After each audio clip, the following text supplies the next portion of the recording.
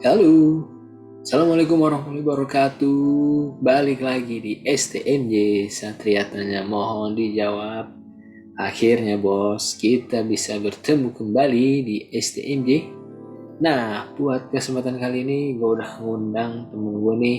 Kita akan ngomongin COVID nih yang nggak kelar-kelar nih. Gimana nih kira-kira pandangan ya? Pokoknya ikutin terus obrolan kita ya.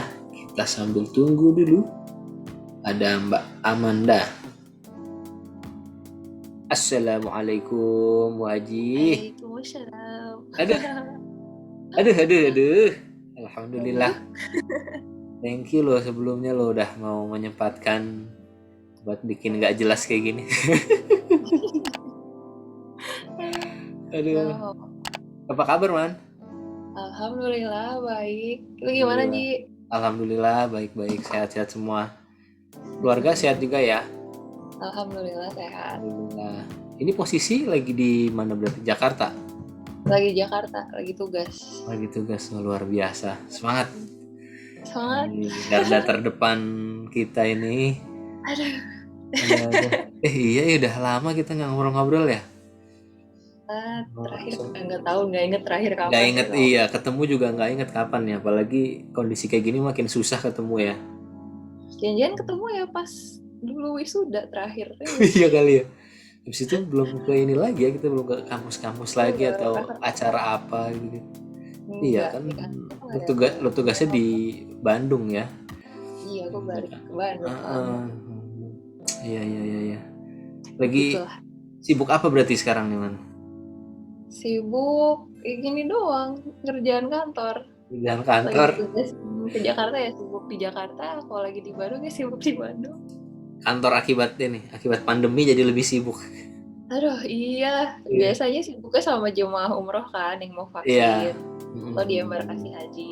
Sekarang Mm-mm. sibuknya sama gini, sama vaksinasi di kantor yang buat ya vaksinasi COVID sama yang repatriasi yang sekarang. Oh, gitu. Mungkin kalau boleh tahu man dijelasin dulu misalnya Manda pekerjaannya di mana atau biasanya tugas Oh, sehari-harinya ngapain sih jadi kan biar nanti yang lihat paham nih gitu. gue kerja di kantor kesehatan pelabuhan kelas 2 Bandung.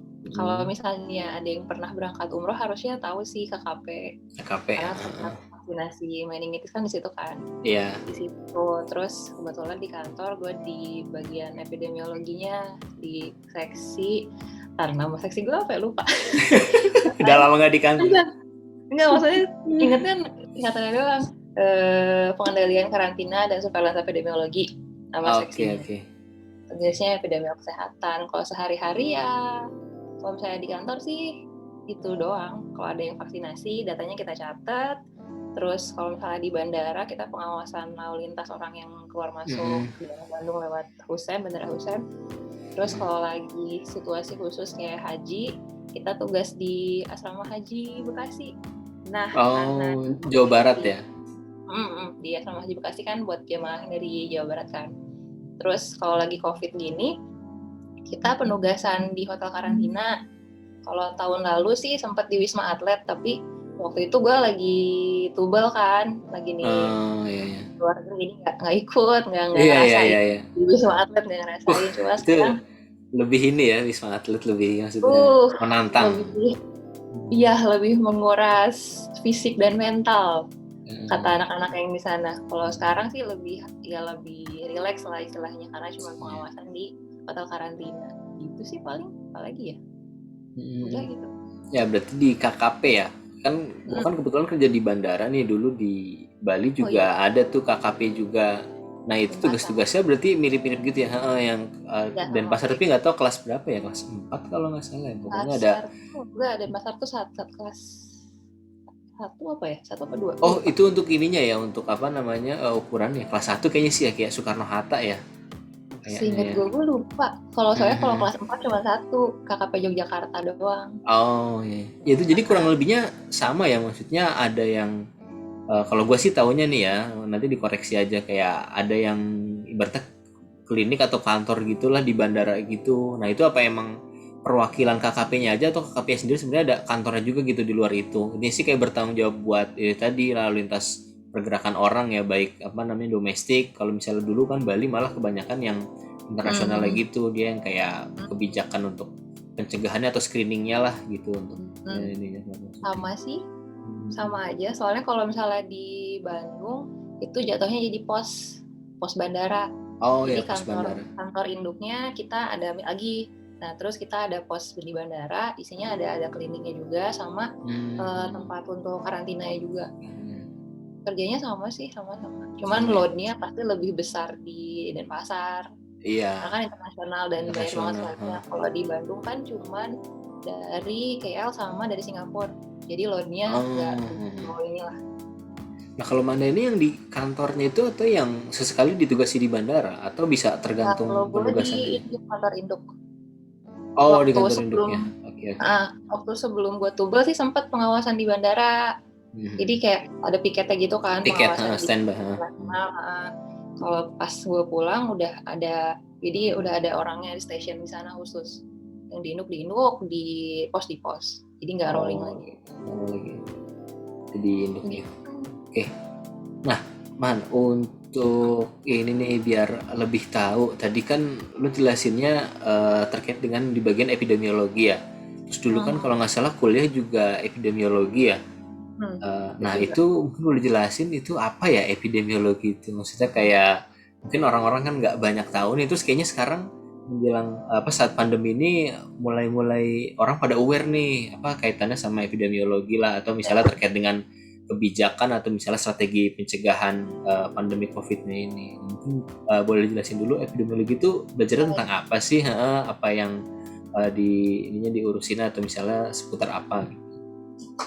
Jadi kalau dari artinya sih epidemiologi ada istilah bahasanya kan. Ya. Terus kalau misalnya lebih simpelnya sih buat kita, epidemiologi itu ilmu yang mempelajari soal distribusi dan juga determinan penyakit.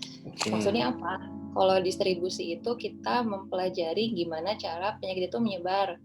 Jadi misalnya apakah dia menyebar orang ke orang atau dia menyebarnya dari misalnya keracunan makanan kan dari satu sebab tuh dari makanan terus ke seseorang. Terus polanya juga gimana? Apakah ada setelah kita misalnya kayak keracunan makanan nih, habis makan si sesuatu berapa lama sih kita menunjukkan gejala? Nah itu istilahnya kayak distribusi penyakitnya gimana. Terus satu lagi determinan itu faktor-faktor yang menentukan kenapa penyakit itu bisa terjadi. Jadi kalau misalnya di kesehatan masyarakat tuh ada istilahnya segitiga epidemiologi. Ada agent, host, dan lingkungan kan yang lingkungan. Oke ya. Kayaknya itu ya. Nah, lu lupa ya? Udah 10 Kayaknya tahun lupa. Hanya dasar kulit-kulitnya aja. Aduh, iya. Jadi determinan penyakit itu kita melihat dari si segitiga epidemiologi itu. Faktor dari hostnya, misalnya dari manusianya, yang rentan itu orang yang seperti apa. Terus kalau misalnya dari agent, penyebab penyakitnya itu apa sih? Virus kah? Atau bakteri kah? Atau yang lain. Sama lingkungan, kalau lingkungan itu kondisi-kondisi sekitar kita, misalnya harus misalnya daerah yang apa ya istilahnya banyak vektor nyamuknya kah atau apanya kah, apa intinya gitu sih. Jadi kita mempelajari tentang itu. Nah, gunanya untuk apa? Kan dari hasil epidemiologi itu kita bisa tahu perjalanan penyakit itu seperti apa. Nah, jadi untuk menangani si penyakit itu kan kita bisa apa ya istilahnya tahu ini ya apa sumbernya ya atau misalnya sumbernya ya atau asalnya ya maksudnya. Jadi untuk penanggulangannya itu kita tahu nih dia bersumber dari apa. Jadi kita bisa membuat kebijakan atau cara-cara strategi untuk menangani penyakit itu dari si riwayat alamiah penyakit itu. Jadi gunanya EP dia ujung-ujungnya sih untuk supaya kita bisa membuat kebijakan yang based on evidence. Gitu sih pasarannya. Terus juga tahu deh penjelasan gue cukup menjelaskan gak nih? Masalahnya gue bukan dosen jadi susah menjelaskan ke orang gitu loh. Ya latihan. Kan kemarin S2-nya IPIT juga kalau nggak salah ya. S2-nya Public Health in General sih. Karena in general, ada health management-nya juga. Nah, itu di awal kenapa ini Man? Maksudnya dulu kan kita tahu Kesmas banyak ujungnya cabangnya ya. Nah, kalau gua kan ngambilnya terkait dengan keselamatan kesehatan kerja tuh. Nah kalau lu kenapa kepikiran EPIT gitu ya? Maksudnya dalam artian kayak ya oke, sorry to say, maksudnya dulu kan ibaratnya kayak kurang populer lah ya, maksudnya Ya, lebih iya. banyak ke K3 atau mungkin yang lingkungan atau yang ke apa rumah sakit dan sebagainya. Nah kalau EPIT ini apakah lo sudah memprediksi nih 5 tahun ke depan akan ada pandemi, selalu kayaknya ini dibutuhkan banget nih EPIT ini, sekarang baru berguna, maksudnya dulu kepikiran apa emang seneng aja gitu di minat di situ atau memang ada alasan lain gitu kenapa pilihnya EPIT? Sebenarnya ini sih, jadi waktu SMA tuh gue pokoknya pengen masuk kesehatan, either Oke, itu di dokter gizi, dokter.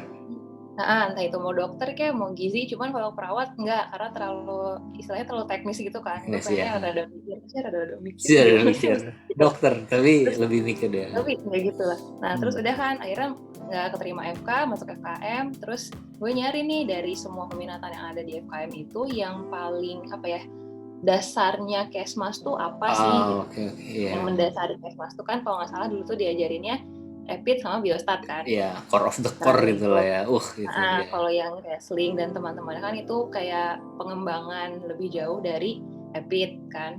Ya. Kenapa nggak Biostat? Karena kan dia berbau-bau angka gitu kan. Angka Dan iya gue nggak suka ngitung-ngitung ya. angka. Aduh Gue nggak suka analisis hitungan. apa gitu. Iya, pokoknya ada yang manajemen data gitu-gitu, gue ya ampun jangan lihat angka deh. Akhirnya masuk EPIT. Padahal EPIT juga kan mainan sama data kan, bahkan Data lebih iya. ribet. Lebih ribet, cuman pas udah pas lagi mata kuliah apa ya, EPIT dasar kayaknya. Wah ini menarik, kalau misalnya emang gue mau kerja di bidang kesehatan, di sini aja sekalian gitu, karena kuratifnya dapet, preventifnya juga gue ngerti gitu kan, Dapet jadi ya. sekalian all in one gitu. Makanya masuk EPIT. Mantap. Berarti cukup idealis ya, maksudnya sesuai dengan minat apa. Ya kalau gua kan pragmatis gitu kan. Karena masuk K3 biar bercepat dapat kerja. Dapat kerja. Ya walaupun maksudnya emang K3 sekarang juga apa beberapa tahun Iya, terakhir kan harusnya penting. dibutuhkan juga, juga. Tapi Ya, dulu kan sama senior kan udah K3 aja, minatnya banyak satu, terus banyak iya, cowoknya kan. Sama alasannya oh biar iya. kerjanya gampang kemana-mana gitu lah. Padahal ya maksudnya Dan orang-orang pada males EPIT ya, karena banyak mikirnya. iya, karena mungkin Jadi dulu rumus. terkesannya sama ya nggak tahu lah apa karena dosennya rata-rata agak-agak bikin ngantuk atau gimana ya nggak tahu sih gitu kan. Padahal ya tuh dosen kita, maaf Bu dosen. Ya intinya Iya. sih itu kayak backbone-nya Kesmas lah ya kan untuk ilmu pencegahan apa penyakit dan sebagainya itu dari itu, dan maksudnya terbukti sekarang banyak yang didengar ahli-ahlinya kan terkait dengan penanganan pandemi COVID ini kan dari segi epidemiologinya gimana gitu kan, sampai yang di luar negeri juga yang belajar EPIT juga kan apa namanya intinya ditanyalah bagaimana strategi atau penanganannya gitu. Nah tapi nih kok COVID nggak kelar-kelar nih di Indonesia nih. Itu yang saya pertanyakan, udah mau setahun setengah ini ya. Tapi Masih kalau belum lu, ada tadi. lu sendiri gimana ngeliat COVID? Maksudnya percaya ada COVID ya? Percaya lah ya, masa nggak percaya? Percaya. Percaya. Jadi Iya. kalau ditanya percaya apa nggak percaya, bahkan sebelum COVID itu jadi istilahnya kan PHIC kan, Public Ya Health public health emergency, apalah itu. of International Concern. Sebelum sama WHO dinyatakan PHIC itu, gue udah, jadi kan salah satu kerjaan gue di kantor sebagai epidemiolog ya, adalah update berita dari WHO kan. Jadi kan setiap bulan atau setiap ada notifikasi dari negara-negara anggota PBB ke WHO terkait wabah di negara mereka, gue mesti update. Nah waktu itu posisinya gue lagi di UK kan, bulan Januari 2020 pas sebelum pandemi mulai. Awal-awal Januari itu gue emang baca di website WHO kalau ada apa sih dulu disebutnya pneumonia dengan sebab yang Iya, tidak diketahui. betul di awal itu pneumonia apa gitu, karena kaitannya ke pernafasan kan. Jadi belum ada namanya tuh apa kita namainnya. Belum ada namanya, masih pneumonia with unknown epidemiology gitu kan. Gue lagi di sana terus gue lihat ini di pasar ikan kan waktu itu nggak salah di Wuhan. Di Wuhan itu kan, lupa ada apa. Kan gue baca tuh artikelnya, gue ikutin. Minggu depannya ada lagi. Terus di berita-berita lokal UK juga mulai diberitain kan ada pneumonia baru gitu di Wuhan.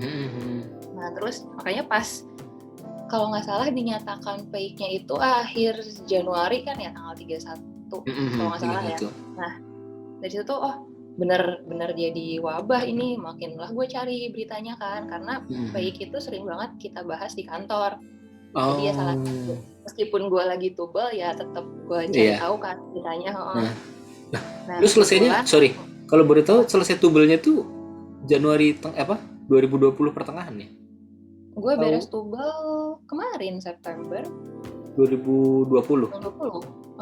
Januari itu gue masih baru masuk semester 2. Berarti udah maksudnya mengalami pandemi itu ya, maksudnya udah kemana-mana gitu. Gue pernah lockdown di UK kan. Lockdown di UK, oke nanti. Nah terus kalau dibilang percaya ya tadi kan dibilang percaya apa enggak, percaya karena gue salah satu orang yang di teman-teman kan di Leeds kan, gue di Leeds kan kebetulan.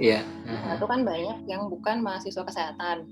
Nah terus kebetulan temen gue di PPI Leeds itu yang perkumpulan mahasiswa, dia nanya, Kak ini apaan sih Kak COVID, kok ada apa istilahnya, istilah global emergency itu apa, Kakak kan EPI tolong jelasin dong gitu kan. Jadi mereka akhirnya kita bikin forum kecil-kecilan buat anak-anak Leeds, terus ya gue jelasin lah ini ada virus baru, ada wabah baru seperti SARS tahun 2002, terus gue jelasin semuanya. Dulu SARS ya. Nggak di Leeds doang, waktu itu sempat diajakin juga sama teman-teman di Cambridge. Karena waktu itu posisinya gue kan pegawai KKP nih, di bawah Kementerian Kesehatan. Nah mereka tuh cocok banget lah ya, udah pas nih untuk iya emang yang menjelaskan kan. Akhirnya diajakin bikin ada forum juga, forum soal COVID dan penanganan di Indonesia gimana. Jadi ya gue ngikutin ceritanya dari awal sih, jadi nggak tiba-tiba ada pandemi tiba-tiba ada rame di Indonesia, ada pandemi gitu kan. Ya gue bukan nggak kaget ya istilahnya, karena gue ngikutin dari awal, dari pas masih di pasar itu doang. Nah, jadi ya tau lah kalau COVID itu bukan cuman abal-abal doang. Jadi emang kelihatan jalur penyebarannya gitu lu sempat mempelajari lah ya, dari yang pertama itu sampai ibaratnya wabah terus pandemi gitu menyebar ke global gitu lah ya. Nah, jadi ngikutin dari awal. Kalau menurut lu kan berarti tadi lu sempat ngalamin ya, apalagi tugas belajar di UK itu Januari sekitar setengah tahun lah di sana. Berarti kan udah masuk sana juga tuh. Nah, mungkin bisa lu evaluasi setelah lu sekarang balik ke Indonesia, perbedaan penanganan di sana sama di sini tuh apa ya, maksudnya evaluasinya? Yang bikin dulu kan sebenarnya Eropa tuh sempat gede juga ya, maksudnya gede banget. Namanya parah lah ibaratnya gitu kan, mereka kebingungan juga segala macem, apalagi kan di awal banget ini nggak tahu gimana strategi penanganannya. Dulu kalau nggak salah kan, kalau kita baca-baca yang flu Spanyol itu ya yang tahun 19 tahun berapa lah yang sampai benar-benar global itu, terus nggak lama hampir 100-an tahun nih muncul lagi nih yang kejadian mirip-mirip. Nah perbedaan di sana sama yang di sini tuh penanganannya gimana ya, Man? Mungkin ini biar bisa didengar ini oleh pendengar kebijakan kita ini kalau ada yang lihat. Kalau yang pertama kerasa sama gue sih bedanya waktu di UK itu mereka cepat-cepat lockdown. Jadi waktu ini sorry gue potong, lockdown yang beneran lockdown ya, maksudnya bener-bener orang nggak boleh kemana-mana gitu ya. Yang bener-bener kalau keluar tuh ditanyain sama polisi. Yang jadi pas waktu itu tuh di UK baru mulai lockdown tuh pertengahan Maret. Jadi gue tuh ingat soalnya masuk term 3 kan. Masuk term 3, hari pertama masuk kuliah, besoknya langsung lockdown. Dan itu tuh bener-bener asli dibatasin banget. Jadi kalau misalnya mau keluar itu hanya untuk kerja yang esensial, maksudnya kayak yang emang kayak dokter itu kan masih ke rumah sakit kayak gitu itulah. Yang vital lah ya. Terus sama mau kalau misalnya beli bahan makanan gitu-gitu, itu sangat dibatas. Jadi kalau misalnya lu kelihatan keluar kelayapan gitu, nah itu bisa jadi sama polisi tuh ditanya gitu loh, keperluan lu keluar tuh apa, benar-benar ketat. Terus sorry gue potong lagi, saat lockdown itu kasus di sana udah berapa ya yang kedeteksi? Masih puluhan apa ratusan gitu. Puluhan 600-an ya, berarti masih sedikit tapi udah langsung lockdown ya? Iya, seingat gue tuh masih belum jadi sampai ribuan per kota, setiap hari itu ada kasus baru itu enggak. Jadi itu yang sembuh itu nggak ada yang dikasih jamu-jamu gitu ya, jadi duta COVID gitu kan, ini jamu yang sudah sembuh serta itu kita baru Di Depok waktu itu 3 kasus kalau nggak salah udah dikasih gitu-gitu. Tapi di sana Nggak ada. puluhan aja udah lockdown gitu. Oke, lanjut lanjut. Iya, jadi waktu itu tuh sempat cepat-cepat lockdown itu karena Itali sama Iran tuh langsung naik banget kasusnya. Oh iya. Italia Itali yang tuh kan sampai yang benar-benar lansia itu parah ya yang banget banyak kan. korban ya. Heeh. Berapa? Italia yang lansia yang katanya banyak korban yang waktu Ya, awal-awal itu kan. itu kan awal itu kan langsung kasusnya langsung naik Iya, dan heeh. ya kehitungannya CFR-nya tinggi si fatality rate-nya. Makanya Inggris langsung buru-buru tutup border, terus orang-orang di dalam juga suruh gak boleh kemana-mana karena emang udah ada 1-2 kasus lah di kota. Waktu itu tuh kan gue tinggal di county-nya namanya Yorkshire kan. Oke. Jadi ada daerah Leeds, Bradford dan teman-temannya. Nah itu waktu itu kalau nggak salah baru ketemu di Yorkshire sendiri itu baru ketemu 2 kasus di kota York, bukan di kota gue. Dan itu tuh udah kondisi lockdown. Jadi benar-benar dari awal tuh direm supaya penyebarannya nggak makin cepat lah gitu. Di sana bedanya gitu. Kalau di kita kan banyak denial dulu ya. Iya, dan katanya sih kalau dulu kan awal-awal nggak mau lockdown tuh katanya anggarannya besar ya. Ya mungkin nggak tahu nanti penanganan di pengalaman lo di sana gimana. Apakah pas lagi lockdown tuh apakah dikasih juga semacam bantuan atau kompensasi buat orang karena kan nggak keluar rumah ya buat warganya gitu kan. Nah kalau di sini tuh kalau nggak salah kemarin ya itu tadi nggak mau lockdown karena katanya bisa ratusan T segala macem lah anggarannya itu. Nah padahal kalau kita cermatin sekarang malah kayaknya udah lebih kali ya dari dulu. Udah lebih dari ratusan sampai ribuan triliun untuk penanganan COVID ini yang kalau dulu lockdown tuh nggak seberapa maksudnya untuk biayanya itu. Di sana gitu juga ya, ada juga ya semacam ya. Kalau di sini bansos gitulah. Kalau misalnya untuk student yang dari luar, gue kurang tahu ya. Untuk yang warga-warganya juga kurang tahu. Cuman untuk yang punya restoran kayak gitu-gitu, kalau nggak salah ada insentif. Oke. Karena terdampak ya usahanya ya. Apalagi yang di Inggris kan banyak pub gitu kan yang benar-benar terdampak. Oh iya. Pub kan jelas pasti itu Kerumunan banget. wajib tutup kan. Restoran juga wajib tutup. Waktu itu benar-benar tutup dan nggak ada. Kalau di kita kan masih 50%, ya, 25% kapasitas. Itu juga nggak jelas lah maksudnya. Cuman persen tapi rame juga gitu. Rame-rame juga gitu kan, indoor juga gitu sama aja. Kalau di sana tuh benar-benar ditutup. Itu kalau yang di Inggris ya. Dan kalau nggak salah kebetulan kalau ini pengalaman adik gue kan di Jepang. Jepang juga lockdown kan. Nah dia dapat insentif dari pemerintah Jepangnya. Itu kalau di sana nggak ada ini ya apa? Pas nyampe ke penerimanya itu potongan 10.000 pound sterling atau apa gitu kan? Buat jas. Kalau di sini kan ada pajak dulu di sini. Istilahnya mah kalau orang lagi ikut perjalanan dinas yang ditanda tangan sama yang diterima dari rekening sama. Iya, sama. Kalau di sini kan ada lewat mana dulu. Ada insentif di sana. Oke. Jadi ada insentif di sana ya yang buat kedampak gitu. Nah, terus berarti ke lockdown-nya kurang lebih berapa lama tuh man? Sampai maksudnya bisa ini lagi lah ada mulai pelan-pelan dibuka lagi. Waktu itu tuh sempat ada extend gitu deh, jadi perpanjang. Oh, oke kita ya, perpanjangan PPKM, perpanjangan PSBB gitu. Cuman itu lockdown yang beneran gitu ya, bukan PPP apalah. PP apalah itu, iya. Kalau nggak salah sih gitu ada perpanjangan, cuman pertama kali itu kalau nggak salah 2 minggu apa sebulan gitu, sampai summer break terus panjang. Karena kasusnya masih belum ada penurunan waktu itu. Berarti abis itu memang benar-benar bisa ditekan ya dalam artian kayak bordernya kan masih ditutup tuh, jadi kayak ya udah ibaratnya dari recovery di sana si orangnya misalnya yang sakit itu sembuh dulu, terus juga ibaratnya fasilitas kesehatannya itu bisa ibaratnya napas dulu lah gitu, jadi nggak ada gelombang-gelombang selanjutnya itu, paling nggak setelah lockdown tuh ya benar-benar kasusnya landai dulu gitu ya, baru memang mereka ngebuka lagi untuk aktivitas gitu. Emang sempat lumayan menurun lah, nggak kan kalau lihat kurvanya tuh kita mah nanjak terus kayak nggak ada turun-turunnya. Kalau misalnya di sana tuh ada gunung-gunungnya lah gitu. Iya. Dan nakes yang di sana juga nggak burn out selama ini.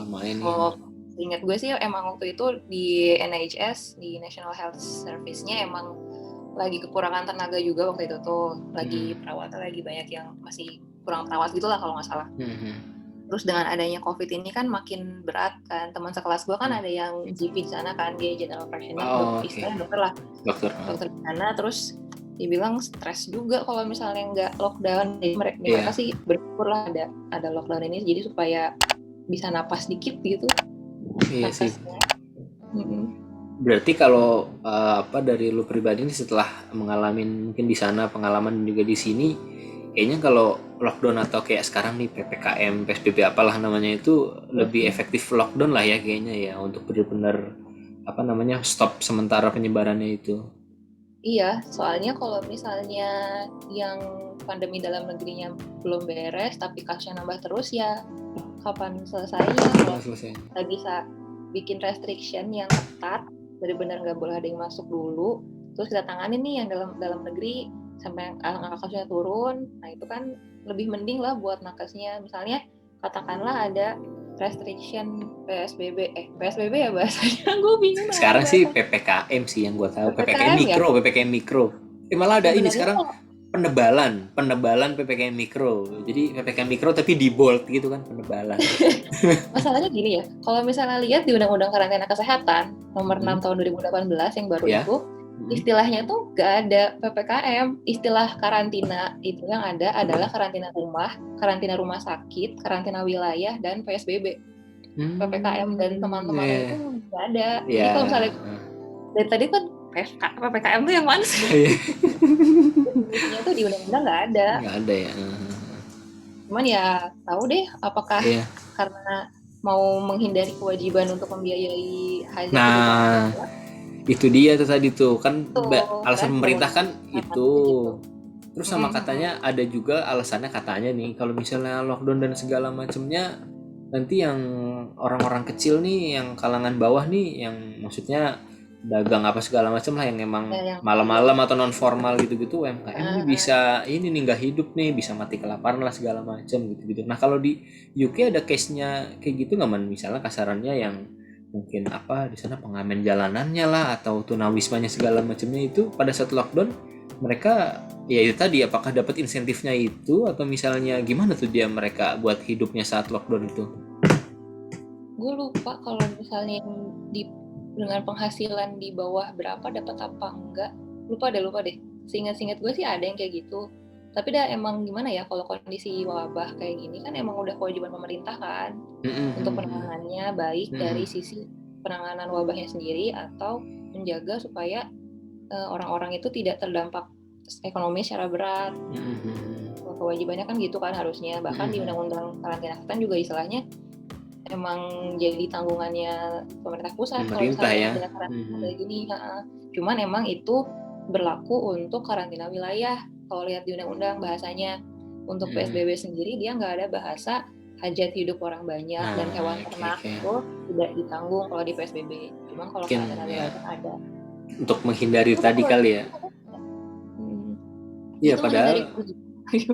Iya maksudnya ya itu tadi, kalau misalnya di luar ya oke lah, kan ada yang bilang kan ya itu kan negara maju segala macem, udah lebih makmur segala macam, pendapatannya udah lebih banyak gitu kan, tapi harusnya kan Indonesia kan termasuk G7 apa G20 ya, lupa gua, maksudnya dari segi PDB-nya kan kita sebenarnya kan juga sudah besar ya, ibaratnya inilah karena kita penduduknya banyak, pasti kan pendapatan kita kan juga banyak juga. Nah harusnya ya tinggal kebijakan pemerintah aja gitu kan, gimana pengaturannya segala macam. Kalau tadi di luar itu maksudnya di kita juga disesuaikan lah, mungkin ada subsidi gitu kali ya, yang kalau pendapatannya sekian. Kalau tadi kan lu ceritanya mungkin kalau yang di sini yang sultan ya mungkin nggak usah lah dikasih insentif lah ya. Tapi kalau yang kita berpenghasilan berapa, kita tentuin standarnya itu, nah itu yang dapat ini. Dan juga penyalurannya juga harusnya dipantau ya, diawasin ya. Kayak kemarin aja yang simpel bansos aja ambil 10.000 bansos itu. Jadi memang rumit kayaknya penyelesaian di sini ya. Nah itu kan dari segi pemerintah nih, Man. Nah kalau dari segi orang-orangnya nih, Man, Kalau di sana sama di Nah, sini bedanya apa nih? Di sana ada yang bandel gitu nggak? Ada yang kayak apa yang namanya udah dibilang harus pakai masker masih juga nggak pakai, udah bilang jangan berkerumun masih juga gitu. Kalau di sini kan kemarin yang lagi ngetren tuh kata Prof Pandu apa tuh herd stupidity atau apalah itu namanya iya tuh kan. jadi sih Heeh. bener. Pokoknya susah udah bebel banget dah Iya kalau iya iya. dikasih tahu. Nah kalau di sana tuh ada orang-orang model kayak gitu atau ada tapi bisa dikontrol atau gimana man dari segi masyarakatnya di sana tuh gimana ininya apa penerimaan ataupun terhadap pandemi ini COVID ini. Modelannya sama-sama aja sih. Ada juga yang nggak percaya, Mhm. sama kayak di sini. Maksudnya Hmm. di nggak hanya di Indonesia loh, istilahnya apa ya, infodemic. Jadi Ah ya ya yang apa, informasi-informasi yang menyesatkan, hoax, bohong, hoaxnya. yang nggak bener lah. Di sana Caranya ada juga WA juga ya, beda. WA grupnya juga berarti ada. Ada Grup keluarga di UK gitu-gitu kan. ada Awas ya pasti gitu telegram gitu. anti hoax apa konspirasi gitu. Terus ada broadcast broadcast. Podcast, cuman pakai bahasa Inggris aja Ada bedanya. sih, ada aja sih. Waktu gue masih di sana ada aja yang yang nggak pakai masker meskipun udah diwajibkan. Terus ada yang apa ya istilahnya, ya ini konspirasi ya, ada Iya, aja, ada ada aja aja. ya, ada Gak aja. hanya di Indonesia orang-orang Oke, seperti itu di oh di sana mana-mana ada ada. ya, ada ya. Ada, maksudnya lihat aja di Amerika. Iya sih. US juga, maksudnya US negara maju, orangnya banyak yang berpendidikan, tapi yang gontok-gontokan sama nakes karena mereka nggak mau di masker banyak kan. Banyak. Nah, tapi kalau Makanya. kita lihat sekarang maksudnya kan kayak sekarang ini lagi Euro musimnya ya. Mereka udah ibaratnya udah bisa lepas masker lah beberapa negara itu dan maksudnya nggak tahu apakah proporsi orang yang ngeyelnya ini lebih sedikit daripada yang enggaknya atau gimana. Intinya kalau di sana itu yang lu lihat kok bisa diredam lah atau enggak dikendalikan gitu. Nah, kalau di kita di Indonesia kok susah banget kayaknya dikasih taunya. Kayaknya di tiap-tiap kotanya nih ada gitu dan kayaknya pemerintahnya ataupun pemerintah daerahnya tuh kayak kewalahan juga gitu nanganin Iya sih. mobilisasi masanya ini gitu. Maksudnya kan sama-sama ada yang ini tapi kok kalau di sana tuh bisa dikendalikan tapi kalau di kita nih kayaknya susah banget gitu jadinya nggak selesai-selesai. Nggak tahu nih ya, ini gue sebenarnya nggak mau nyalahin, nggak Ya, mau nyalahin ya. ya kan tadi Cuman dari dua kalau sisi kan tadi pemerintah nih dari yang masyarakatnya kan harus ada sinergi sama kolaborasi kan gitu. Nah, ini tuh kalau misalnya gue lihat dari awal banget pandemi, kenapa orang sekarang susah percaya itu karena trust terhadap government-nya juga nggak ada. Dari awal tuh udah kayak oke oke udah oke kayak oke. dagelan gitu nggak sih Ya ya nganggapnya. ya. Ini sempat juga ada Tapi bisa disinggung juga. menangkal COVID. Di Yang kayak komen-komen gitu-gitu juga tuh, banyak yang sempat nyinggung ini. iya kan, maksudnya kayak judul, kayak inilah ada meme-nya kan, every disaster movie starts with stupid Sorry, government. ya ya ya. Ya emang gitu kenyataannya. Maksudnya kalau misalnya dari awal serius kayak di China langsung lockdown kan, China tuh buru-buru. Terus yang Iya. di Inggris juga langsung lockdown meskipun sekarang karena adanya varian baru jadi naik lagi kan kasusnya. Cuman kita melihat ke belakang, keseriusan di awalnya itu kalau misalnya dari awalnya emang udah serius, ke bawah-bawahnya juga pasti akan menganggap ini serius. Soalnya kan di awal-awal udah nganggap ini jokes, ini hanya lelucon. Jadi Ya. ya gitu deh, sebagai epidemiolog yang pada saat Aduh, itu berada jauh dari tanah air, ya Allah aduh gini miris banget. ya, miris ya kayak dianggapnya enggak bakal ini di Indonesia negara tropis nggak bakal masuk Iya gitu sih, gitu kan. ya Terus sedih waktu itu banget, sedih banget apa asli. nanti pas sudah masuk COVID bisa sembuh sendiri segala macam. Jadi Sedih banget pokoknya itu asli. narasi-narasi yang malah ngebuat kita masyarakatnya malah jadi kayak ya itu tadi yang ngerasa nggak serius dan terkesan kayak oh ya udah yang di atasnya juga kayak gini gitu apalagi yang di bawahnya Santai-santai ya gitu. udah juga santai-santai gitu. Jadi Sementara nakes udah mulai pusing tuh. bisa dibaratin kayak kita kalah start gitu ya man ya maksudnya mereka udah kayak 100 meter di depan gitu udah langsung ngencengin di awal kita kayak nyantai-nyantai tapi nggak selesai-selesai nih sampai sekarang jadinya kayak maraton gitu jadi kayak Gitu. capek gitu kalau di sana di awal direm dulu tapi habis itu kesininya baru udah mulai agak-agak slow gitu ya. Gak tahu sih ya, gue baca artikel gitu kan, katanya di Cina itu pertumbuhan ekonominya sekarang udah membaik karena mereka buru-buru lockdown di awal. Bang Jadi ya emang sih pas lagi lockdown itu jatuh banget kan, karena ya. semua aspek kehidupan termasuk ekonomi akan sangat terdampak. Cuman dengan segeranya mereka bikin lockdown kan cepet beres tuh jadinya, penanganannya juga gak lama-lama, bisa langsung balik lagi jadi positif lagi pertumbuhan ekonominya. Nah gue nggak tahu ya karena gue bukan ekonom, Cuman melihat situasi 1,5 tahun ini yang gini-gini aja, mau sampai kapan gitu kan, apalagi sekarang Iya, kasus betul. istilahnya gelombang kedua, sekarang udah nyampe 2 juta Iya, kasus kan. Ini iya, mau sampai iya. kapan, lihat rumah sakit penuh aja Nah, udah ngeri gue liatnya sedih gitu sih, kan. iya. Ya nggak tahu deh. Iya, jadi maksudnya ya nggak tahu, mungkin kalau misalnya lu sempet dapat apa namanya insight ataupun juga dari orang dalam sana, misalnya nih bos-bos atau gimana yang pemangku kebijakan entah dari KKP-nya atau misalnya Kemenkesnya itu, nah sebenarnya tuh dari pemerintah daerahnya atau pemerintah pusatnya atau pejabat-pejabat Kemenkesnya tuh ini nggak sih, maksudnya kayak pasti kan sudah ngasih inputan ya dari para ahli ya ke Pak Presiden, mungkin Pak Menteri segala macamnya itu. Nah itu ya kenapa kasarnya sampai sekarang entah kurang didengerin atau gimana gitu, atau ada hal-hal lain kayak tadi mungkin politis lah atau apa segala macam. Kan ada yang bilang kan ya kalau bisa lama kenapa harus cepet-cepet gitu kan, karena kan Ya, iya, akan ada iya. insentif-insentif lagi, ada bantuan lagi. Kalau lockdown Bener-bener. kan, oh nanti kalau kasus selesai bisnisnya hilang nih, misalnya kayak gitu kan, Nah, ada yang iya, bilang kayak gitu. gitu. Nah, apa ada faktor kayak gitu gitu? Tapi kalau dari yang mungkin sepengetahuan lo aja sih, sebenarnya apa ya namanya, inputan ataupun juga masukan-masukan dari kementerian terkait, misalnya Kemenkes ataupun juga KKP dan yang di bawah-bawahnya lah, itu sudah disampaikan belum sih ke apa namanya pimpinan-pimpinan kita? Kalau misalnya dari kita nih ya, yang tugas-tugas di hotel karantina, teman-teman Hmm. Satgas yang di Hmm. Wisma, kita Hmm. tuh udah pasti ada masukan, perbaikan, minta supaya apa sih terus dievaluasi kebijakan-kebijakan ini. Kan yang bikin kebijakan tuh dari Satgas kan, dari Satgas. Terus kita termasuk gue dari orang-orang KKP yang ada di Jakarta dan di Wisma Pademangan itu kan melaksanakan tugas sesuai SE yang beredar, SE Ya, yang sudah diterbitkan kan udah. dari Satgas.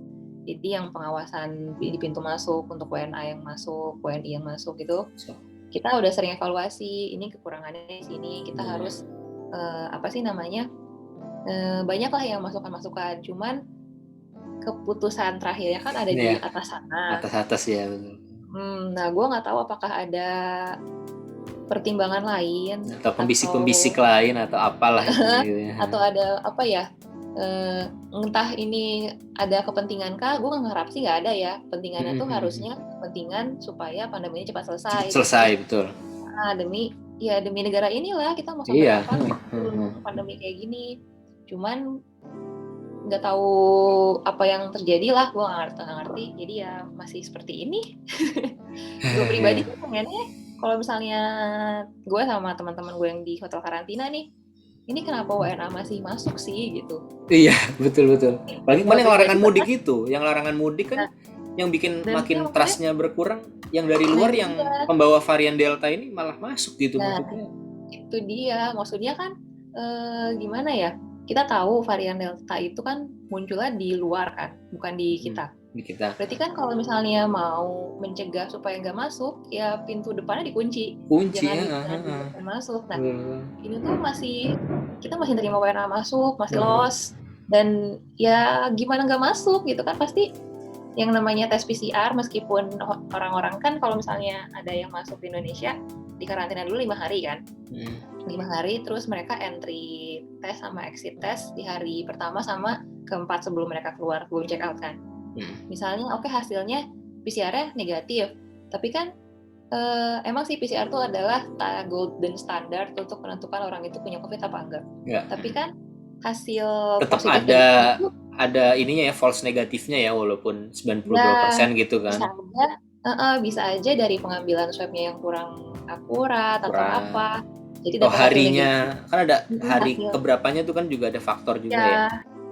Misalnya bisa aja di hasil negatif waktu di hotel, nah tapi sebenarnya dia tuh asymptomatic carrier gitu loh. Jadi pas pas kita lepas dari hotel karantina, dia bawa-bawa aja kan, nggak ada yang tahu ya. Nggak ada yang tahu, karena nggak kelihatan juga kan. Iya. Ya, soalnya sering banget di grup evakuasi kan, kita ada grup kan yang tugas-tugas di hotel karantina ini. Setiap hari tuh pasti ada hasil PCR positif dari WNA. Kalau kita tahu aja setiap hari tuh ada. WNI ada, WNA ada gitu kan. Harusnya kalau di undang-undang surat edaran Satgasnya kan nggak boleh, maksudnya yang masuk tuh harus dipastikan negatif kan ya. Nah, itu dia makanya apakah dia PCR-nya beli? Surat PCR-nya beli, kan gue nggak tahu Iya, ya. Wallahu alam di sana mereka iya. kesininya tuh dengan cara legal Hmm. sih harusnya. Tapi ya sering kita tuh bukan nggak ada yang negatif. Gini, lu bawa PCR negatif dari negara lu belum tentu pas di tes sini lu negatif juga. Negatif. Heeh. Nah, kan kita Iya. makanya kenapa kita bikin entry test untuk memastikan hasil PCR yang mereka bawa itu benar. Bener ya, ya Tapi betul pada betul. kenyataannya ya tiap hari ada terus yang negatif, yang positif dari WNA. Wah ini Jadi heeh. ya gitulah, ini fakta lapangannya ya gitu ya. Maksudnya gue ngasih tahu aja, yang dari luar juga masih banyak yang positif loh sebenarnya. Jadi kenapa tidak di itu? Ya ini berarti juga maksudnya kita terutama media juga harusnya bisa ngangkat dalam artian kayak selama ini kan yang dicap tuh Indonesia mulu nih, kayak di luar negeri malah Indonesia nih yang katanya di sini negatif tapi di sana positif gitu. Ternyata dari luar juga ternyata ada juga kok Luar yang kayak juga gitu. ada, Maksudnya di juga luar juga. nggak 100% yang tes di sana itu negatif gitu kan. Karena kan selama ini yang dicap kan wah Indonesia nih yang bisa jual beli suratnya itu segala macam. Makanya kan banyak larangan-larangan warga negara kita gitu. Ya dan jujur Sebenarnya sama aja di Indonesia sama di luar tuh kondisinya. Jadi jangan katakan karena Indonesia banyak ininya, apa bisa banyak celahnya. Ya itu Anda tinggal di sini di Indonesia. Siapa tahu di luar sana juga warga negara ada sananya bilang juga.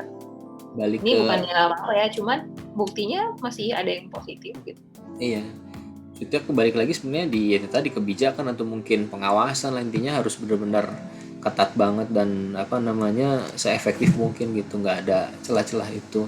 Dan jujur gue di bandara apa ya ini kan yang terdampak bandara sama maskapai ini berdarah-darah banget lah pokoknya sekarang Ya, nih kondisinya. ya Kayak benar-benar. kemarin ya jujur sih kalau misalnya mengharapkan kemarin mudik itu dilarang, pengennya sih nggak dilarang ya, cuman balik lagi kan udah kebijakannya dari pemerintah seperti itu dan apa tren kita masih naik gitu kan. Nah Ya, harapannya sih kemarin setelah adanya larangan segala macem kasusnya bisa mulai turun ataupun juga ada kebijakan-kebijakan lockdown tadi habis itu turun gitu. Nah kalau sekarang jadi kita kayak apa ya kayak dibunuh pelan-pelan gitu jadi kayak napasnya ya dikit banget. terengah-engah gitu, jadi kayak ya udah kalau misalnya mau berdarah-darah di awal habis itu kita bisa kinerja dari segi bisnis ekonominya tuh naik lagi gitu. Nah kalau ini kan nggak selesai-selesai jadi kayak serba nggak pasti nih di sisi waktu. Oh agak dilonggarin, oh kita bisa naik pendapatannya.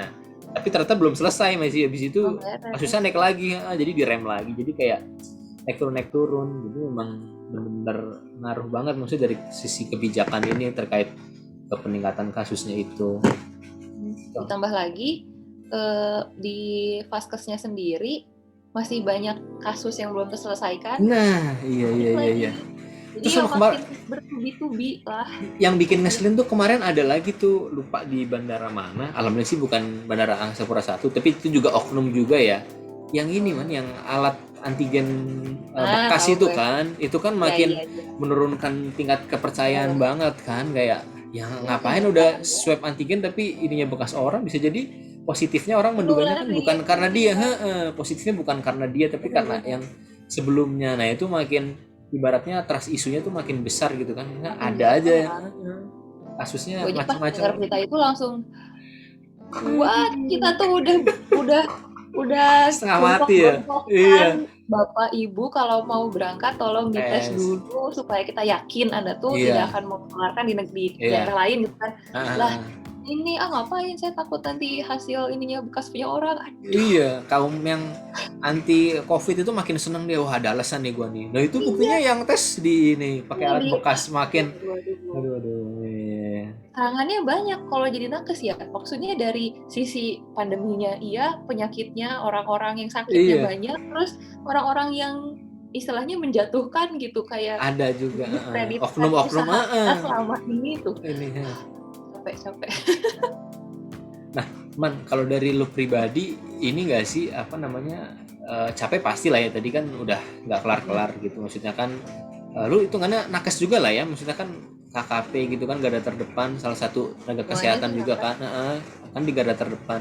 Maksudnya pernah ngerasa kayak udah hampir mau 2 tahun nih ngerasa bosen gitu nggak sih buat apa namanya ngejalanin ini gitu, dan kayak udah gue berhenti aja lah dari ini, gue nyari karir lain, mungkin gue jadi dosen lah atau apa, habis nggak kelar-kelar kayak ibaratnya kayak burn out apa segala macam gitu. Lu pernah ada di fase atau kepikiran itu nggak? Pernah sih, ya ampun, kayak padahal gue hitungannya gue tuh baru masuk kantor tuh baru 6 bulan kan, dari pasca tugal, tugas itu. tugal.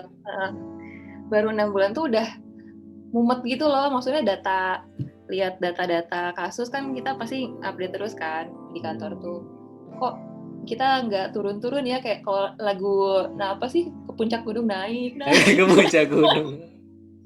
nggak Tinggi ada sekali, nggak ada turun-turunnya, terus nggak ada pemandangan yang indah gitu kan. Capek banget. Cuman kalau misalnya dibilang capek, lebih capek yang di rumah sakit. Dan maksudnya gue tuh masih untung yang karena dari segi kuratifnya itu ya, yang penanganannya langsung ya. Kalau dari sisi preventifnya lah istilahnya kan, kalau Kesmas kan lebih ke preventif ya. Capeknya juga ada karena kita diserang banyak infodemik, diserang banyak broadcast abal, diserang banyak hoax, berita bohong. Jadi edukasi ke orangnya juga makin berat kan, udah mah orang kayak susah tahu kan ya. Orang tuh meni hese, aduh jadi keluar aja. Iya.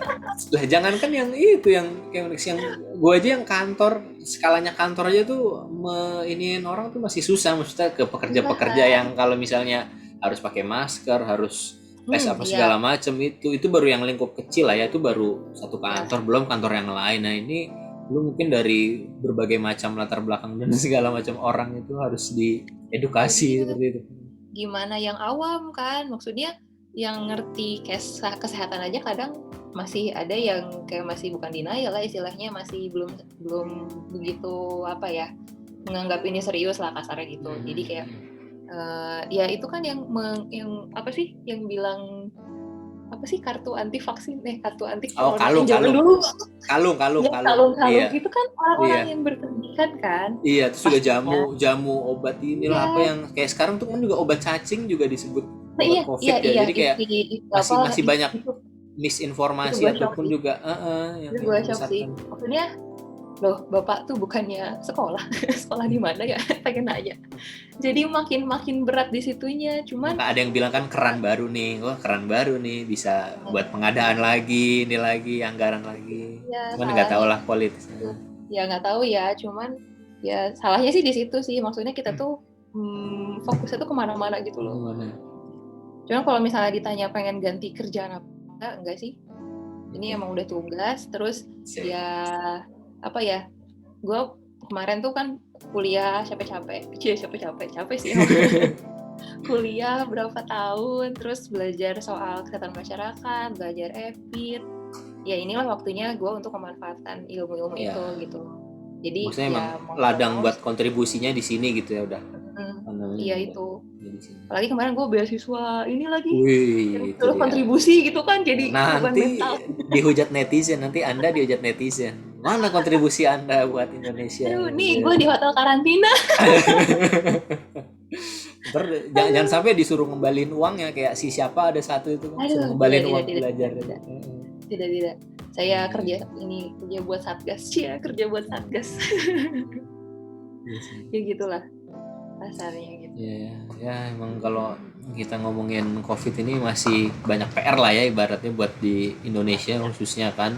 Dan maksudnya nggak bisa kita sendirian, maksudnya harus bareng-bareng juga gitu kan. Kayaknya kalau kita terlalu nyalahin pemerintah juga kan juga ya sama juga nggak kelar-kelar juga kan. Tapi kalau dari sisi pemerintahnya misalnya nyalahin masyarakatnya misalnya bandel segala macam juga nggak selesai gitu kan. Jadi harus ya ibaratnya konstruktif lah bareng-bareng kayak gitu. Soalnya rakyat juga, warga maksudnya masyarakat juga ya pasti pengen lah ini selesai. Cuman mereka gimana ya, ada yang powerless juga. Lo makan gimana gitu, betul. Serba salah sih, ya paham sih. Cuman harus serius semuanya dulu kalau misalnya mau cepet beres. Minimal kalau dari kita ya social distancing, pakai masker, terus ya jangan bandel lah, lu vaksin ya vaksin aja gitu, jangan mempengaruhi orang lain, nggak usah vaksin nanti sakit, nanti vaksinnya iya. Nah, kalau misalnya flu tahunan terus divaksin juga kan sama, kenapa lebih takut vaksinnya daripada penyakitnya gitu? Nah itu apa karena ini ya, maksudnya kalau dari fenomena lo di KKP itu gimana ngelihatnya? Maksudnya kalau gua kan dulu kan kita dari kecil divaksin ya, tapi Mhm, fine fine aja, maksudnya ya emang oke. apa ya begitu prosedurnya. Kok sekarang kayak kayak lebih mudah dipolitisasi atau enggak lebih mudah Ya itu dia, dimainin-mainin, kayak misalnya ada chipnya itulah, maksudnya kayak chip apa maksudnya buat orang memantau, terus kaya yang kayak segede kita. vaksin maksudnya bikin nanti apa di baratnya jadi bodoh, apa jadi ada Iya, inilah iya, cuci otak segala macam gitu, maksudnya apa iya, karena dulu bener. nggak ada medsos atau gimana, apa kayak sekarang jadi ada medsos ini sebegitu masifnya jadi orang gampang ke trigger gitu, padahal yang dari dulu kita kecil kan udah divaksin juga gitu. Iya, biasa-biasa aja. Kayak mau kalau misalnya pendapat gue sih sama sih, karena sekarang kan informasi semakin banyak yang apa Berhamburan sih di mana-mana ya. campuran di mana-mana dan orang belum belum semuanya paham gimana caranya untuk mencari, memfilter, memilah mana informasi yang bisa dipercaya dan bukan. Taunya tuh oh, di grup ini ada yang bilang kayak gini, percaya aja. Padahal belum tentu kebenarannya itu teruji kan. Apalagi soal vaksinasi itu udah dari zaman dulu banget kan sebenarnya anti vaksin ada tuh. Nah sekarang dengan adanya pandemi ini dan dikatakan bahwa salah satu penanggulangan vaksin adalah dengan vaksin. Salah satu Pengelolaan penanganan pandemi COVID adalah dengan COVID ya, vaksinasi gitu kan. vaksinasinya. Makin lah, wah anti vaksin nyari teman baru Iya, nih. nyari teman banyak. Iya, iya, iya, iya. Vaksinasi rutin aja mereka nggak ini kan Nggak nggak ini ya. mau kan vaksinasi politik gitu apalagi yang ini yang dibilangnya kok uji klinisnya cepet banget Itu gitu banget kan ya. setahun udah jadi biasanya kan berapa tahun kan Iya. namanya Teknologi juga makin teknologi maju apa semakin ini mau iya kan pengetahuan. Malah alhamdulillah ya lebih cepet ya. Masa maunya ngarepin kayak ya dulu beberapa tahun gitu kan. dan menurut gua nggak mungkin komite etik lah istilahnya yang Iya. mengizinkan vaksin itu keluar bakal seenaknya itu dia menyangkut keselamatan orang banyak gitu kan nggak mungkin abal-abal jadi udah ada izin dari FDA misalnya atau dari Iya. WHO atau dari kita dari BPOM itu kan pasti Bepom. udah Bahkan serius dari kan MUI juga mereka. udah loh, kita loh MUI Nah, udah ada izin ya kan, tapi masih juga yang teman-teman masih kita ini aja susah dibilangin katanya haram-haram dan segala macamnya itu, padahal iya kan udah ada dari MUI juga, udah dari jadinya MUI lebih udah ada lebih lebih yakin gitu sebenarnya kan. maksudnya kan pasti MUI juga akan mempertimbangkan mudorot dan manfaatnya Iya, ini kan lagi dari darurat juga kan vaksin. kondisinya. Nah, kenapa pada beberapa hal tertentu ulama didengarkan hal yang kayak gini ulama malah Iya, dianggap iya, iya. apa aja gitu. Atau ini kali kayaknya kita kurang mengancam kali. Kalau di Filipina katanya kan disuntik Oh iya mati atau tembak apa gitu. Heeh, tembak udah apa, kita perlu gitu kali ya. Vaksin aduh nggak? Vaksin nggak? Vaksin nggak? Nah, aduh tembak ditodong aja. gitu ya atau Iya, ini iya. eh atau jangan kasih punishment kasihnya tuh reward kayak gue baca di mana ya di Oh, iya, koran iya, iya, iya, iya, betul, dikasih betul. ayam hidup coy pada mau divaksin ininya Terus di beberapa ada daerah beberapa tuh yang Pemdanya maksudnya mungkin dia aware atau ini kayak dikasih hadiah apa sembako gitu-gitu ya. ya Beras apa segala macem. Intinya atau kayak ada maksudnya ya hadiah lah tembak yang mau vaksin. iya jangan kasih punishment orang pada Nah, takut mendingan dikasih reward kayak reward ya. kalau misalnya gue lihat teman-teman gue yang di US kan banyak abis divaksin tuh mereka dapat donat gratis kan lumayan ya Wih, ya lumayan lumayan. habis vaksin kan biasanya apa lapar tuh Ngantuk, dan lapar. lumayan Intinya gimana tapi mengedukasi orang kan buat semenarik mungkin, karena kan ya gue sih sebenarnya apa ya, memang faktanya sekarang kan seperti itu, yang kayak bornya tuh hampir penuh segala macam, cuman pengennya tuh sekarang narasinya kalau bisa sih teman-teman media dan lain-lainnya tuh nakes juga kita lebih yang ke edukatif gitu, maksudnya lebih yang ngebawa narasinya tuh yang apa namanya dari sisi ininya lah, positifnya gitu kan, mungkin mengingatkannya dengan cara-cara yang lebih halus atau kayak gimana ya, nggak tahu juga sih ya, apa emang dulu sempat kayak gitu tapi kitanya bandel jadinya akhirnya sekarang ditakut-takutin atau gimana. Cuman ya kalau sekarang kan emang lebih banyaknya bornya nih penuh gini-gini nggak dapat tempat apa kamar segala macem, ya jadinya lebih banyak narasi yang narasi nakut-nakutin nakut-nakutin. gitu Ya walaupun memang itu fakta di lapangan seperti itu ya, cuman emang mungkin ada, jadi biar berimbang gitu kan, ada ya itu satu media atau pihak yang ngebawa ini juga dari sisi yang positifnya, jadi orang kayak tadi itu dari segi vaksinnya bisa fun, mungkin bisa mengedukasi lagi, oh kita bisa menyelamatkan keluarga kita loh sama lingkungan sekitar kalau ya misalnya vaksin, kalau misalnya aware sama protokol kesehatan gitu. Nah, benar-benar Man, kayaknya nggak habis-habis kalau ngomongin COVID ini, nanti biar yang nonton menyimpulkan sendiri aja bagaimana ininya hasilnya. Kalau dari lu pribadi nih pesan-pesannya apa nih kira-kira buat masyarakat lah untuk menghadapi ataupun juga biar biar cepat selesai lah pandeminya ini gitulah. Ya, kalau dari gue sih ya, mari kita sama-sama sadar bahwa ini Sadar. tuh bukan dagelan ya, ini tuh Ya, serius. bukan Dan hoax semua ya, orang tuh, bukan ya ini konspirasi ya. Ya. tolong Hmm. dicarilah berita yang lebih meyakinkan Anda. Maksudnya, kalau menurut gue lebih susah membuktikan COVID itu nggak ada daripada COVID itu ada. Ada, iya. Ya, lebih Betul kan? lebih susah bilang lebih susah membuktikan bahwa ini tuh bohongan gitu. Iya, iya. Faktanya kan Itu rumah bagus sakit tuh bagus. tutup. Ya, iya ya betul betul. Karena lebih mudah dilihatnya kalau itu ada ya. Kalau Iya, nggak kalau ada misalnya, susah ngebuktiinnya. nah itu dia kalau misalnya lu bilang COVID bohongan tuh pasar jalanan rame, ya lu lihatnya salah, Hmm. lihatnya yang sakit, lihatnya di rumah Iya, sakit. rumah sakit. Makanya yang foto-foto yang dari RSUD Bekasi, terus di RSHS, ya itu tuh lah faktanya, itulah bahwa kasus COVID itu sebenarnya naik lagi. Jadi kalau pesan gue sih jangan egois ya, tolong. Maksudnya kita semua tuh mengalami hal yang sama. We are in the same boat. Jadi jangan karena gue capek, udah gue mau lepas masker, gue mau jalan-jalan, ya coba dikurangi dulu, ditahan dulu supaya cepet beres. Karena kalian aja capek, gimana yang di garda Nakesnya terdepan? iya. Iya, itu tuh udah bukan capek lagi, itu udah tercekik, udah mau mati gitu loh, kasihan. Kayak dia nggak tahu kapan nih selesai, kayak aduh gini lagi tiap hari gitu ya. Teman-temannya pada tumbang kan dia harus gantiin shiftnya, terus beban kerja dia makin berat, makin stres ya. Kalau misalnya emang sih ini semua qadarullah ya, kita sakit apa enggak itu kan itu gimana Allah ya.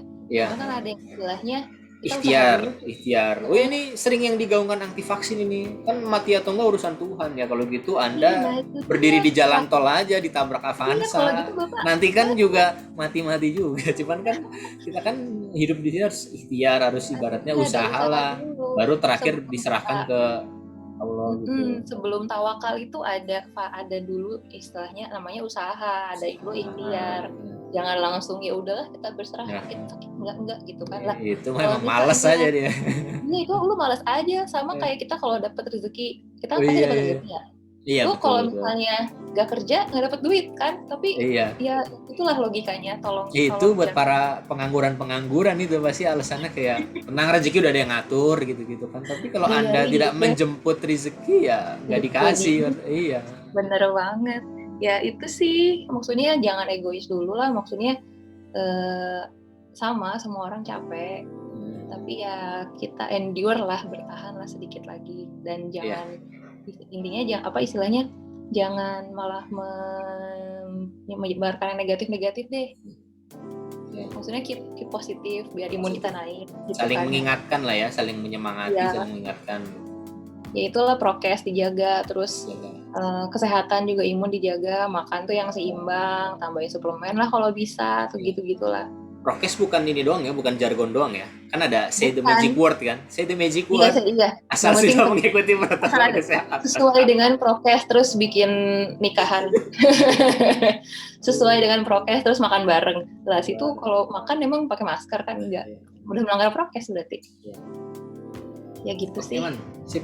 Terakhir nih, kalau dari harapan lo pribadi apa nih? Ini harapan bebas ya dari lo individu, mungkin 1-5 tahun ke depan nih, apa yang kira-kira belum lo capai atau yang pengen lo capai, mungkin target-target pribadi dalam hal apalah, bebas, karir, mungkin apa, sosial, yang lain-lainnya. Harapan ke depan apa nih? Misalnya pribadi sih ya ada satu target sih, satu lagi yang belum tercapai. Ya, apakah itu?